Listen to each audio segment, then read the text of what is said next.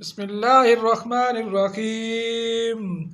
وقال الذين لا يعلمون لولا يكلمون الله أو تأتينا آيات كذلك قال الذين من قبلهم مثل قولهم تشابهت قلوبهم قد بين الآيات لقوم يوقنون إنا أرسلناك بالحق بشيرا ونذيرا ولا تسأل عن أصحاب الجحيم.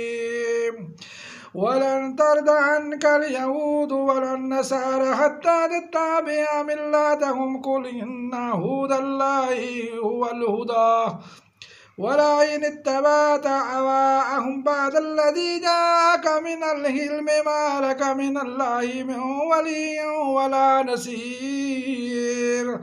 الذين آتيناهم الكتاب يتلونه حق تلاوته أولئك يؤمنون به ومن يكفر به فأولئك هم الخاسرون.